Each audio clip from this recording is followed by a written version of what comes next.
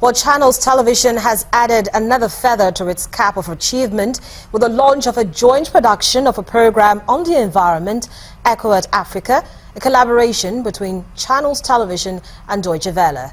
The program is the first of its kind in Nigeria and would focus on the environment and renewable energy.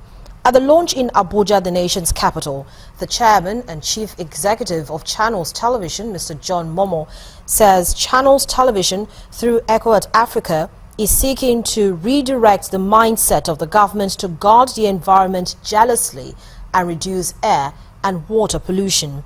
The Director General of DWTV, Peter Limburg, says Nigeria shares something common with Germany in terms of its wealth of knowledge. He says the choice to work with Channels Echo Africa is because of its high journalistic standards. Africa is facing a dramatic increase in air and water pollution, drought and wildlife extinction, and unless immediate action is taken to clean up the continent's environment, its future may be bleak. Now consider these findings by UNEP, the United Nations Environment Programme. Over the next 30 years, growing populations, wars, climate change, and the introduction of alien plant and animal species will increase poverty, destroy the environment, and spread disease. Uncontrolled expansion of cities and pollution from cars and industry, which will all increase as the population grows, will need to be carefully managed. Otherwise, pollution will get worse. And currently, South Africa accounts for 42% of these emissions. Egypt, Nigeria, and Algeria combined account for another 35%. And then diseases like malaria are likely to spread into new areas as the climate changes.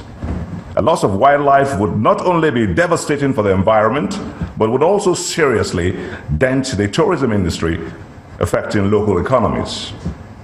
But the good news is that African countries have already begun to address these issues through an Africa-wide development scheme, even though UNEP insists more drastic changes are needed.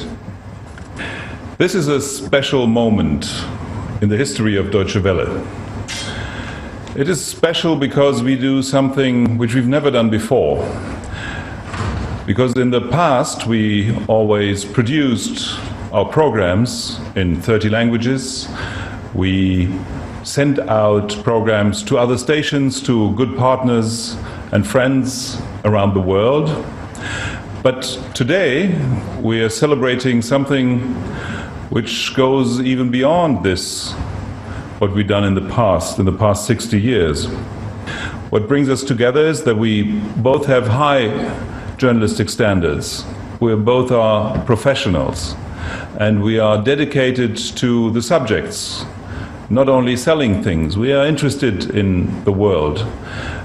And this topic, environment, I think is the real important one, and it brings together a lot of people, because when we have polluted the air in the past, and Africa has polluted the air, then we did it together, and we now have to clean it up together, the mess. So I think this is something very special. And you said, well, what's going on? Is it? It's a very dangerous situation, the environmental question in Africa.